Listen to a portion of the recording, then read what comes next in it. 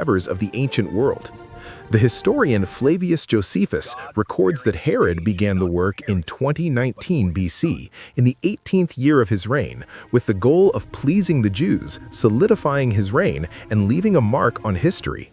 The project was so ambitious that even with tens of thousands of workers, it took decades to complete. The work continued even after Herod's death in 4 BC, extending until approximately 63 AD, just 7 years before the final destruction in 70 AD by the Romans under Titus's command. The Herodian temple was not just a renovation, it was a massive reconstruction involving controlled partial demolition to avoid interrupting sacred rituals, monumental expansion, and the use of architectural techniques unprecedented in the region, including the expansion of the platform to create an esplanade of about 144,000 square meters, rivaling the largest structures of the Roman Empire.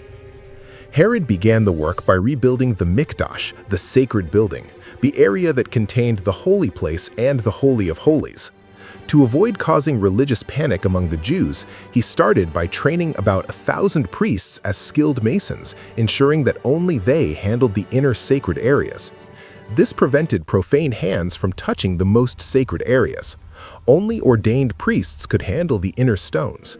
Thus, as contradictory as it may seem, the temple, renovated by an ungodly king, was literally rebuilt by the consecrated hands of the priests, in a process that took a year and a half for the main building, though the entire complex required more than 80 years of continuous work.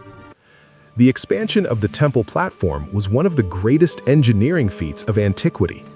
Mount Moriah was not naturally large enough to support the new complex that Herod envisioned, so he ordered the construction of enormous retaining walls, artificially filled with earth and stones, drastically expanding the temple space.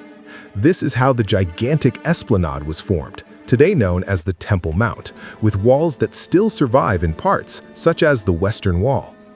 Some of the stones used in this expansion weigh more than 500 tons, and even today, engineers and archaeologists admire the precision of the cut and the millimeter-perfect fit of these cyclopean stones, extracted from nearby quarries using techniques like inserting piles of water-saturated wood to crack the rocks. The Master Stone, located in the southern part of the Western Wall, is about 13.6 meters long, 3 meters high, and is considered one of the largest ever transported in the ancient world, demonstrating the use of wooden rollers